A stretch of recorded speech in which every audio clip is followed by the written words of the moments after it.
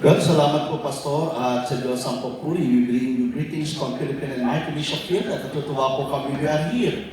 Ano po, na nakasama namin kayo. Ang reason po bakit kami narito ay pag-aralan, panalangin, tingnan yung ginagawa ng Panginoon sa bansang Korea. At marami kami natutunan, maraming para madala natin ito sa Pilipinas, sa Japan, and also in Micronesia. So ang Panginoon po ay buhay at salamat po, Pastor, sa kakaloob niyo ng pulpito para tayo po ay magbahagi ng salita ng Diyos. Tayo po ito may lahat, Matthew chapter 13, verse 1 to 9, at basahin po natin ito sa Tagalog para mas maintindihan po natin. Sabi po dito, verse 1, noong araw na iyon, si Jesus ay lumabas sa bahay at naupo sa tabi ng lawa. Dahil sa dami ng taong lumapit sa kanya, sumakay siya sa isang bangka at doon ay naupo. Tumayo naman sa dalampasigan ng mga tao. At sila ay tinuruan niya ng maraming bagay sa pamamagitan ng talinghaga. Ganito ang sinabi niya, may isang sasakal lumabas upang magasik. Sa kanyang pag-aasik ay may bininalaglag sa tabi ng daan. Dumating ang mga ibon at tinuka ang mga iyon. Ay binigaw ng mga nalaglag sa bugatong lupa. Dahil manipis lang ang lupa doon, sumibol agad ang binhi. Ngunit natuyo agad ang mga ito na mabilad sa matinding init ng araw. Palibhasa ay mababaw ang ugat. Verse 7, ay bili namang nalaglag sa matinik na halaman. Lumago ang mga halamanan nito at sinakal ang mga binhing tumubo doon. Verse 8, ngunit ang may binhing na hasik sa matabang lupa ay namunga na may tig-100, tig-6 na po at may tig-30. Makinig ang may pandinig. Kahit gusto magaling na nalangin. Panginoon, salamat po sapagkat ikaw po ay Diyos sa dakila. Thank you, Lord, for this opportunity, O God, to be with us. You are here, O God. Nararamdaman po namin ang iyong presensya. At Panginoon, sa umagang ito, lahat ng hadlang ay naalis namin, Panginoon, upang ang iyong kapuspusan, ang iyong kabanalan, Panginoon, ay maranasan namin, Panginoon, sa umagang ito, Panginoon. Lord, mangusap ka, kumilos ka, manguna ka, sa pangalan ni Jesus, ito pang aming dalangin. Amen. Ako na po tayo mga kapatid, pag-uusapan po natin ang apat na klase ng puso ng tao, apat na mananampalataya. Alam niyo po, pag pinag-usapan natin ang apat na mananampalataya, tinitingnan natin, ano ba o nasaan ba tayo sa mga mananampalataya na ito at nasaan tayo sa harapan ng Diyos. Alam niyo po, pag pumunta ka sa iba't ibang bansa, itatawag po tayo sa iba-ibang lugar, sa iba-ibang bansa, marami po ngayon bunga na Jollibee, America, Middle East, Southeast Asia. At makikita po noon yung Jollibee, kung bakit po sila naging number one food chain sa Philippines, ay may sikreto. Noong 1985, pinag-aralan nila, bakit ba at paano kumain ng mga Pilipino? Nakita po nila na kumakain ng Pilipino, sa tinatawag natin, tinignan muna ang isang pagkain, inaamoy-amoy at saka niya ito kakainin. At dahil doon, nagkaroon sila tinatawag natin kaisipan lang hapon. Sarap. At dahil doon, pinapakita sa mga TV noong 1985, 1980s, sa isang black and white pa noon ng TV. Pag nakakita ka ng fried chicken and chicken joy, aba talagang nakita natin na bababa ang tao, bibili ang tao, ang bata, bibili ng chicken joy dahil nailagay sa kanilang kaisipan na napakasarap ng hapin, napakasarap tingnan-tingnan, at napakasarap kainin. At that time, at this moment of time, Jollibee is the number of food chains in the Philippines. At marami pang ibang bansa ang nagtatayo ng Jollibee. Kailangan natin makita tingnan kung saan tayo sa harapan ng Panginoon.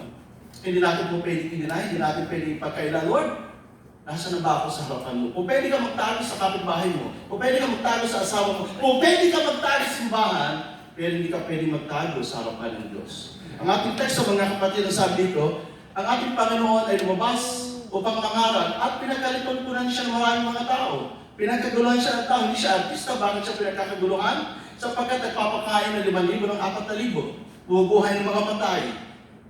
Nagbibigay ng pangangaral ng salita ng Diyos. Ang dahil ginagawa ng ating Panginoon. Kaya mga tao, they're aware, pinagkakalipunpunan siya. At pumunta sa isang bangka at nagbigay ng isang talinghaga, isang kwento. Ang talinghaga, mga kapatid, mula sa Grekong salita, na isang paglalarawan ng pangkaraniwang istorya, pero mayroong makalangit na kahulugan. Ang sabi niya, meron daw isang sasakyan lumabas sa pamalasik. Sa kanyang pag-asip ay bininilagay saan? Sa may daan. Nakita ng ibon tinukan ang pari na yun, hindi nakapamuna. Ay binilo namang nilagay saan? Sa may batuhan. Agad sumibol dahil sa matinding sikat ng araw at walang gaano ugat, agad nalanta. Ay binilo namang nilaglag sa may dawagan. Lumaki nga yung bini, sinakal ng mga bagin, hindi nakapamunga. At ay binilo namang nalaglag saan? Sa matabang lupa at taguhay ng kita 30, 60, at 100. Ang sabi ng ating teksto, pakinggan ninyo ang sinasabi ng salita ng Diyos. Ibig sabihin, ito inalagay pa 2,000 years ago. Subalit at this moment of time, ito ang mensahe ng Panginoon sa bawat isa sa atin. Pag-usapan natin mga kapatid, ang magsasaka dito yung ating Panginoon at sa ating panahon ng ating pastor, ating mga missionary, at ating mga evangelista. Yung butil na pupunta sa iba't ibang dako ng lupa ay ang salita ng Diyos. At yung mga lupa na yon, mayroong batuhan, mayroong sa daan, mayroong sa dawagan, at may matabang lupa, ay iba't ibang klase ng puso ng mananampalataya sa paglilingkod sa Diyos. Ay mga kapatid, tingnan natin, saan tayo? Doon sa iba't ibang klase ng mga mananampalataya, iba't ibang klase ng puso ng mananampalataya sa salita ng Diyos. Una, may binito naman na naglag saan? Sa daan. Tinuka ng ibon, hindi nakapamunga.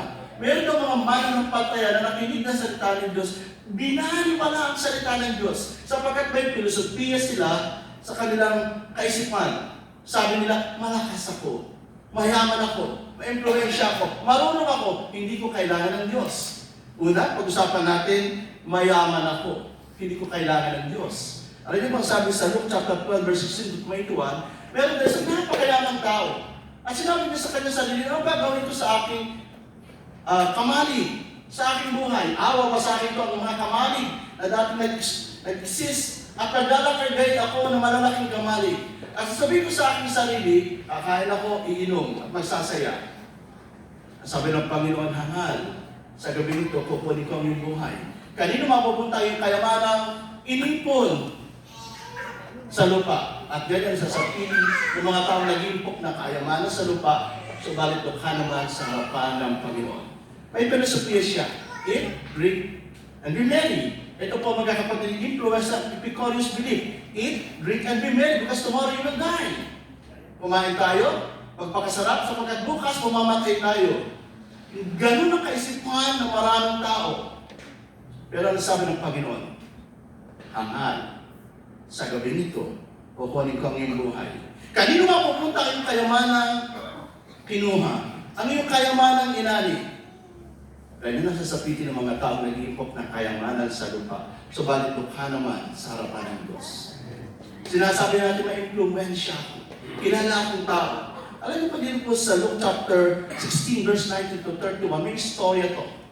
Ang istorya ng mayaman, the rich young man, and Lazarus. Meron din sa mayaman, nagdaramit ang mamahalan sa kanan. Habang siya kumakain, araw-araw na masasarap, may mga mundo na nauulog doon sa ilalim ng kanyang mga table. At lalo si Lazaro at yung mga nauulog ay kinukuha niya at kinakain. Kakalungkot, hindi ba? Yun ang sabi ng Biblia. So bago sabi ng Biblia, parehong namatay ang dalawang ito.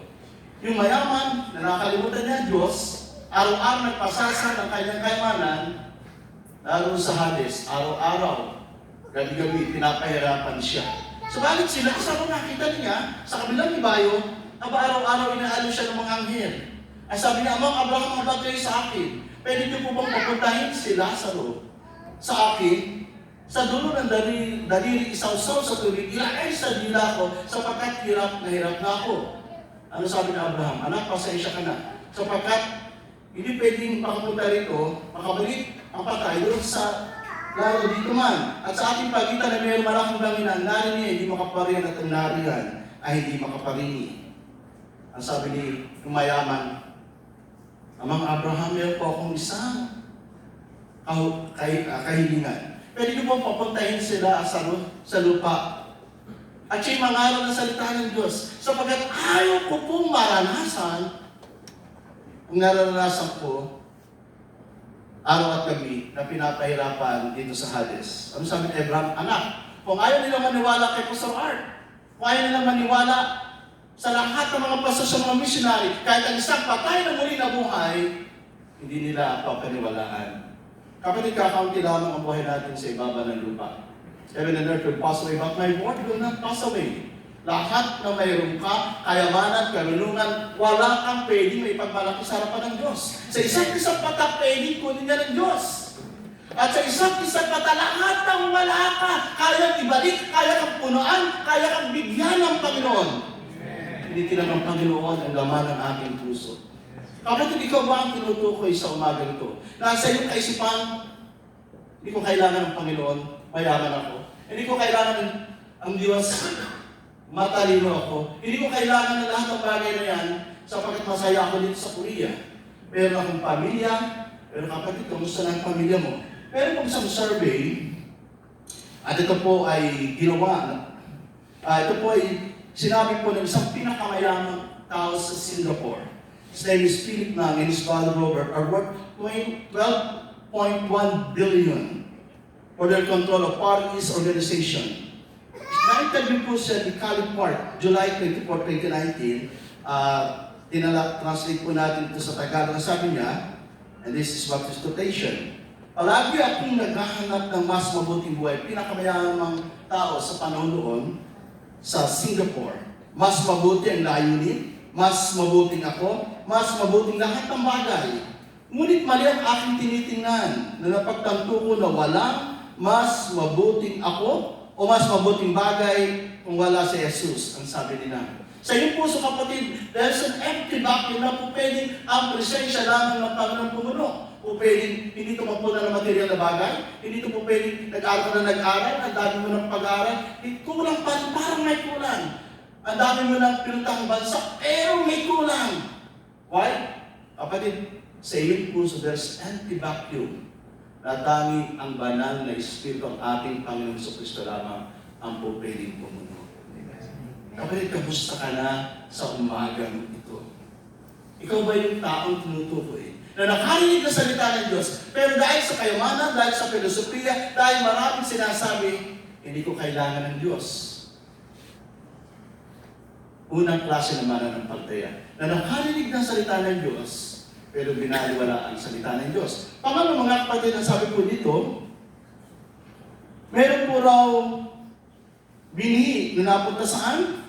Sa may dawagan. Agad sumibol ang binhi. Pero dahil sa matinding sikat ng araw, nalanta agad.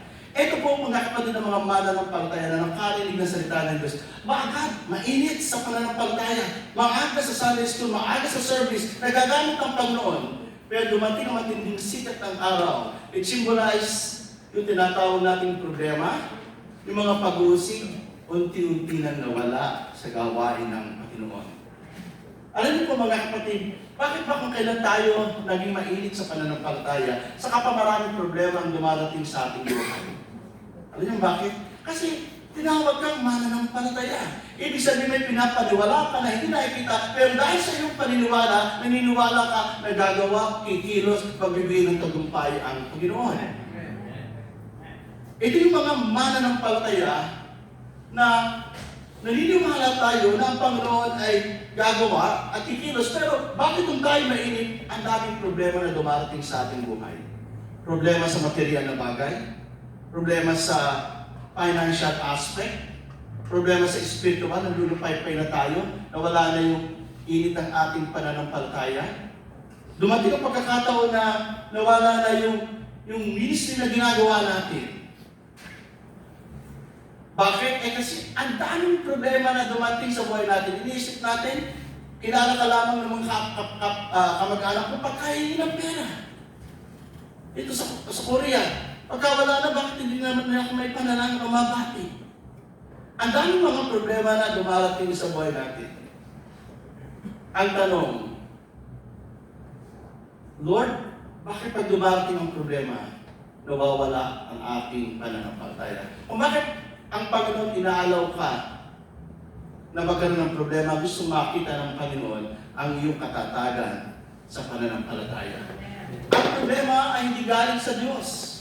Pinapahintulutan niya ang problema upang ang problema makita niya kung gaano katatag. Si Satan ang gumagawa ng problema. Binibigyan ka ng problema upang mawala ka sa pananampalataya mo. Kaya kadalawa po pwede mong mangyari. Pag may dumating na problema, ano ang problema yan? Ano ang suliranin yan? Mawala ka o manatili ka. Ang isang good example nito po ay si Job. Si Job wala po siyang ginagawang masama sa kanyang pananampalataya. Araw at gabi, talagang nananalangin siya. Pero hindi niya alam ang nangyayari sa kalangitan. Sabi ni Yahweh, kay Satanas, nakita mo ba ang aking lingkod na si Job? Wala siyang katulad, araw at gabi. Grabe, nagpupuri siya sa Panginoon. Ang sabi ni Lucifer o ni Satanas, kaya ka naman niya binabag sa iyo niya ang papuri, sinasamba ka niya, kasi pinagpapala mo siya. Subukan mong bigyan siya ng problema, ayaw ko kung manampalataya siya. Sabi ni Yahweh, okay, bigyan mo, huwag mo lang kukunin ng kanyang buhay. Napakabilis ng kalaban, napakabilis ni Satan. Ang una niyang ginawa, ninakaw ng mga sabi yung kanyang ari-arian. Mga tupa lahat, ay kakainan yung kanyang mga anak. Biglang lumakas ang ulan, namatay lahat yung anak. At nagkaroon ng matinding problema si Job. Anong ginawa niya? Sinisiba niya ang Diyos? Nagtanong ba siya sa Diyos? Minsan pag dumarating ang pinakamatinding bagyo at problema sa buhay natin, sinisisi natin ang Diyos. Tinatanong natin, Lord, bakit kami? Ang dami naman, Lord, bakit kami? Ano sinabi ni Job? Ubad akong lumabas at yan ang aking ina. Ubad din akong babalik. Sa alabok, tanggalin sa alabok, babalik, purihin si Yahweh. Ayaw na natin sabihin yan. Pag dumating ang matinding problema sa atin, Lord, alam ko, hawak mo kami. Dumating pa sa pangalawang pinakamatinding problema ni Job. Hindi niya alam na nangyayari sa kalangitan ko. Nakita mo na ba si Job na natili siyang tapat? Sabi niya, hindi. Bigyan mo lamang siya ng matinding karamdaman, susumpay ka niya. Sabi ni Yahweh, bigyan mo, okay, walang problema. Huwag mo lang kukunin ang kanyang buhay. Pinagsugat-sugat niya ang mga sugat, ang kanyang buong katawan. At ang mga tao, diring-diri sa kanya. At naroon na siya sa labasan doon sa city. Sabi ng asawa niya, oh, sumpay mo lang Diyos, mamatay ka. Ano sinabi ni Job? Magagandang bagay lang ba ang pupurihin natin sa Diyos? Yung mga blessing lang ba tayo magpupuri sa Diyos? Pag lumarating ang mga karamdaman na ganito, ibabalik ko sa Diyos ang papuri at pasasalamat.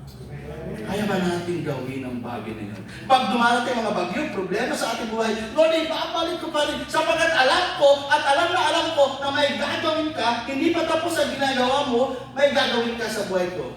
Kapag dumarating sa matinding bagyo at problema, hindi pa tapos ang Diyos sa buhay mo. May gagawin ang Diyos.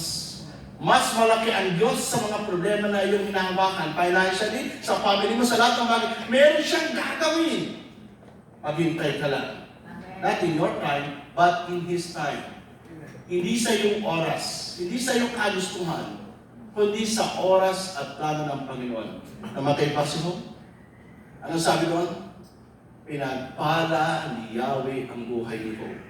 Dinoble niya ang kanyang kayamanan. Binigyan pa siya ng maraming magagandang anak. Sa panahon noon, walang kasing kaganda. And there's a bonus. Binigyan ni Yahweh si Job ng mahabang buhay. Bakit? Sapagkat totoo ang pangako ng Diyos. Hindi siya sinungaling. Kapag totoo po ang pangako ng Diyos sa bawat isa. Hindi siya sinungaling. Ang kailangan natin maghintay sa plano ng Panginoon. Not in your time, little brothers and sisters, but in His time. Sa plano ng Panginoon. Kapatid, kamusta ka na sa umaga nito? Ikaw ba ang tinutukoy na pangalawang klase ng mananampalataya na nakarinig ng salita ng Diyos? Dahil mga may problema, unti-unting nawala. Tandaan niyo, there is one quotation, put Prince in the sun, one night I had a dream. Ano ba pagkakaiba ng mananampalataya sa hindi mananampalataya? Kasama niyo ang Panginoon. Pag may mga problema kayo, iniiyak niyo sa Panginoon. Sabi niyo, one night I had a dream. Ang pangarap ko ay kasama ko na kami ng Panginoon sa dalampasigan. At pagtingin ko doon sa buhangin ng dalampakas ang nakita ko, Isang bakas ng Panginoon at isang bakas ko. Ang sarap ng buhay ko. Hayahay ang buhay namin. Pero dumating ang pinakamatinding bagyo sa buhay ko. Namatay ang mahal ko sa buhay, nalog yung negosyo ko.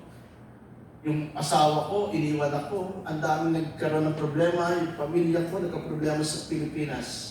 At pagtingin ko, isa na lamang tao po pwede kong tingnan. Isang Diyos na po pwede kong pagtiwalaan. Isang bakas na lang nakita ko. Sabi niya, Lord, bakit gano'n? Nung wala akong problema, dalawang bakas ang nakita ko, isang bakas ko at isang bakas mo.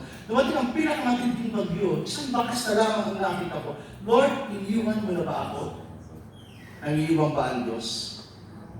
Nasabi niya, my child, my precious child, I love you, and I will never leave you. During the time na wala kang problema, kasama mo ako. So, dumating ang pinakamatinding bagyo ng buhay mo. Anak, hindi ikaw ang nagdadala. Bakas ko yan. Sapagkat pag dumating ang pinakamatinding bagyo, dala kita. Kapag dumadating mo ng pinakamatinding bagyo, problema sa buhay natin, dadalhin ka ng Diyos.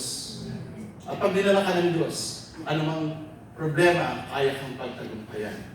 Kapatid, ikaw ba yung kalawang klase na dumating mo ng mga problema, mga pag-uusip, unti-unti nang nawala sa gawain ng Panginoon. Pangatlo, pabili na daw namang nalaglag saan? Sa may dawagan. Agad sumibol dahil ininis sa matinding bakin. Namatay, nalanta. Ito pong bagay na ito sumasagisa sa mga materialistic world.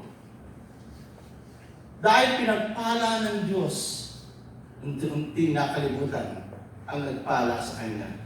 Kung kayo pupunta sa Pilipinas, ito yung mga simpleng illustration. Pastor, panalangin niyo po ako, nabigyan po ako ng aking anak sa Korea para makapagtayo ko ng sari-sari store. Pag ako yung nagtayo ng sari-sari store, tatapat po ako sa Panginoon, pinagpray po. Panginoon, pagpalain niyo po ang aking kapatid na ito. Naging sari-sari store, nangyari niya. Naging groceries, naging supermarket, naging SM. Ako. Pero isa nakakalungkot, nawala na sa church. Unti-unti na nawala yung kanyang pag-ibig. Materialistic na gawain ng pagkilos ni Satan upang mawala ka. Ang aking panalangin, mga kapatid, ay lalo po tayo, nung tayo pinagpapala ng Diyos, lalo tayo magpagamit sa gawain ng Panginoon. Pag tayo ay pinagpapala ng Diyos, magkaloob at ibigay natin ng ating mga ikapu sa Panginoon. Pag tayo pinagpapala ng Diyos, talong uminit ang ating pananampalataya sapagkat nakikita ng Panginoon ang puso mo. Pag nakita kang tapat ng ang Panginoon tapatin sa Kanya. Pero subalit pag hindi ka naging maayos na katiwala ng Panginoon, ano ka magiging tapat ang Diyos sa buhay mo? Meron pong isang, hindi ko yung oras natin. Meron pa akong 10 minutes. Meron pong isang, survey ni Michael Shannon, ito po ay, it talks about the materialistic world. Ang sabi po niya, ibinahagi ni J. Michael Shannon ang resulta ng isang pag-aaral mula sa Brigham Young University na kinakasaputan ng mahigit 1,700 na mag-asawa. Ang resulta ay nakakagulat ngunit malinaw. May mga mag-asawa na hindi tinuturing na pinakamahalaga ang pera na nakukuha ng 15% na mas mataas na katatagan ng relasyon, komunikasyon at iba pang positibong katangian. Ngunit para sa mag-asawa na parehong materialistiko, ang resulta ay lubhang nakakabahala. Mas nahirapan sila sa komunikasyon, pamamahala ng alitan at pagiging maunawain sa isa't isa. Dahil sa salapi o materialistic world, sa halip ay nagdadala ng kapalat ng tinatawag ng pagkahumaling sa pera at nagdulot ng mas maraming alitan at tensyon. Sa huli, pinakita na mananaliksik na ang pananaw tungkol sa kayamanan ay higit na mahalaga kaysa sa aktual na dami ng pera taglay ng isang mag-asawa. Sapagkat ang totoong buhay na masaya ay ang pagtitiwala sa Diyos na buhay. Binabalaan tayo ng Biblia, 1 Timothy chapter 6 verse 10, sapagkat ang pag-ibig sa salapi ay ugat ng lahat ng uri ng kasakiman. Kapatid, ang aking panalangin, panatili tayong tapat sa Panginoon. Dumarating mga challenges sa pananalapi, alam na ang Panginoon yan. Hindi kayo na kayang lutunin. Tingnan mo yung mga ibon. Hindi sila nagtatanim, pero pinapakain sila ng Diyos. Tingnan mo yung mga damo. Mamaya lamang kukunin. Ang ganda ng kanilang kasautan, katulad ng bulaklak. Kahit si Solomon hindi nakasuot ng kasing ganda ng mga bulaklak na ito. Pero sabi ng Panginoon, kayo ba kaya ang aking gutumin? Ang bibigyan ng pagpapala. Alin naman ang pananampalataya mo? But there's one condition. But seek ye first the kingdom of God, and all these things shall be added unto you as well. So, bakit? Unahin mo ang kalooban ng Diyos at ang lahat ay pagkakaloob sa iyo. Kapatid, kamusta na tayo pag pinag-usapan natin ang problema sa materialistic world? Materialistic things. Pag pinag-usapan natin ng pera, nagiging sagabal ba ito sa relasyon natin sa mag-asawa natin? Sa ating pananampalataya? Sa ating paglakad sa ating Panginoon? Ikatlong klase ng mananampalataya na nakarinig na salita ng Diyos, pero dumating ang maraming mga challenges na wala unti-unti sa kawain ng Panginoon. Kapatid, hindi mo pwedeng na ipagkailangan sarili mo sa Panginoon. Lord, ang aking puso, nasa na ba ako una, ikalawa, ikatlo? O baka naman ito nasa ikaapat. Ang sabi dito, pwede dito namang nalaglag saan? Sa matabang lupa at taguhay ng ika-30, ano po at tig-100. Kung may pandinig kayo, tigilin niyo ang salita ng Diyos. Ito po yung mga mananampalataya na nakarinig na salita ng Diyos, lumago ang salita ng Diyos sa kanilang mga puso, na natiling tapat at paghanit sa Panginoon. Dumating man ang mga bagyo, problema, na natiling tapat sa paghihintay sa Panginoon. Ito po yung mga tao na may bunga ng banal na Espiritu. Galatia 5:22, the Holy Spirit ay ang pag-ibig, kagalakan, self-control na nakikita sa buhay natin. Kung may problema sa church, hindi ito bahagi ng problema sa simbahan, kundi ito ay bahagi kung paano resolbahin ang problema sa church. Ito po yung mga taong nananalangin sa kanilang pastor, na tinitingnan at pinapanalangin. Lord, alam po po ang aming pastor, maraming mga problema, marami siyang gagawin. Lord, pagpalain niyo po ang aming pastor. Ito po yung mananampalataya na dumating man ang panahon, mananatiling tapat hanggang wakas, hanggang sa kayanin ng Diyos. Kapag ikaw bang tinutukoy sa umagang ito, ika-4 na klase ng puso ng mananampalataya. Kapatid, kamusta ka na sa harapan ng Panginoon? Again, hindi natin pwedeng ipagkaila, i-deny. Nasa harapan tayo. At yung tayo nasa hukuman ng Diyos. Lord, nasan kami? Hindi ko po pwede sabihin kung nasan ka. Si pastor hindi niya sasabihin, ikaw lamang at ang Panginoon ang nakakasumpong. Kapatid, hindi natin kailangan ng reliyon. Ang kailangan natin ay relasyon. Sabi sa John 9, ang sino mang nakipag-isa pinagkalooban ng karapatang maging anak ng Diyos. Wala ka pang hindi mo pa tinanggap ang ating Panginoon ng puso, huwag na mamaya, huwag na bukas. Ngayon na, Lord, gusto ko pong tanggapin ka bilang sariling tagapagligtas na gumawa ka, kumilos ka at manguna ka sa buhay ko. At yun ka naman tinanggap ng Panginoon, manatili ka, magpagamit ka. Ang aking kadalangin, sa pagpapatuloy natin, ano pang mahirap ang buhay dito? Aming misyon ang bansang Pilipinas. Ang dami yung accountability sa bansang Pilipinas, sa buong pamilya, minsan nakaasa sa atin. Pero tandaan nito, kung bakit ka narito, may mission ang Panginoon. Kung bakit ka narito, may gustong ipagawa ang Diyos. Kung bakit ka narito, kailangan magliwanag ka, gamitin ka ng Panginoon sa kanyang Great Commission, ang magdisipulo ng maraming mga kaluluwa sa Panginoon. In conclusion, meron pong dalawang magkapatid. Itong dalawang magkapatid na ito ay bibo. Sabi niya, Kuya, gusto kong maging sikat. O, ano gagawin natin? Eh di, kailangan makilala tayo ng mga tao. So, ano gagawin natin? Yung kung tao, doon yung matanda sa kabilang ibayo, lahat ng sagot, kaya nang sagutin. Pero pag tayo magtatanong na hindi niya masasagot, magiging bila tayo popular. Sabi ng kanyang panganay na kapatid, lahat pa lang ng tanong nasasagot.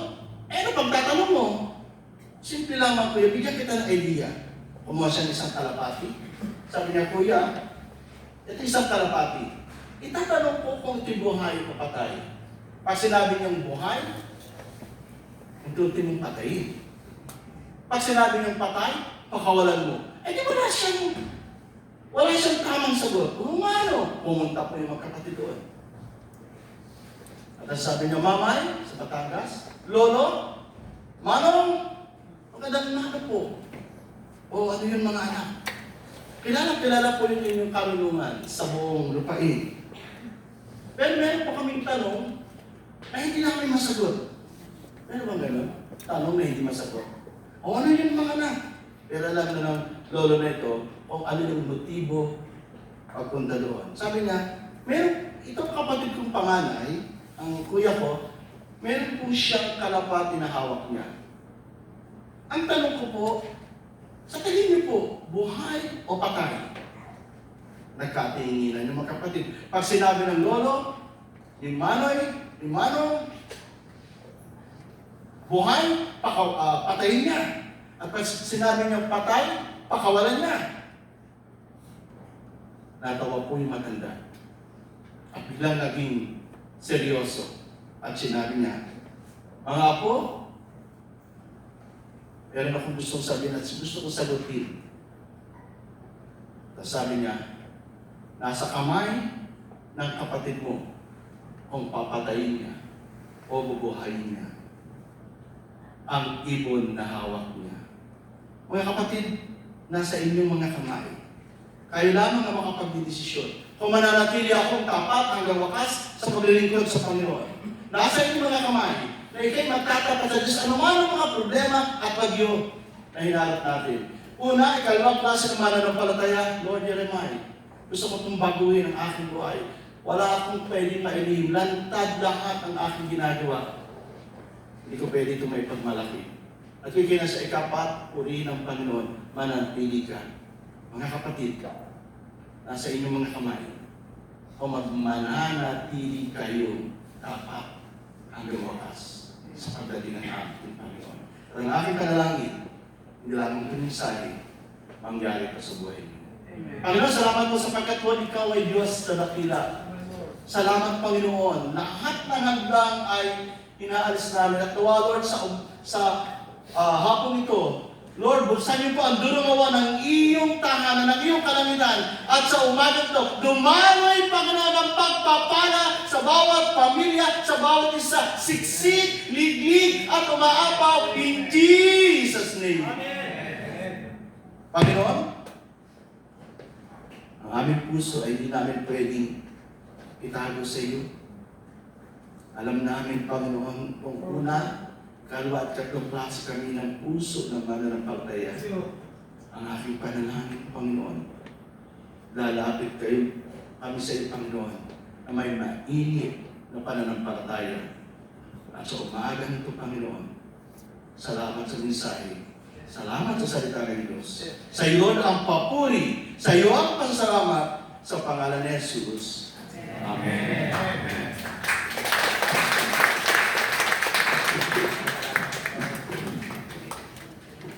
Hallelujah. Amen. Bilang tugon po sa mensahe ng Panginoon, ating pong awitin the love of God. Ating pong ipangitanyag ang pag-ibig ng Diyos sa ating buhay. He wants us to become that fourth kind of soil na nakikinig ng Word at lumanag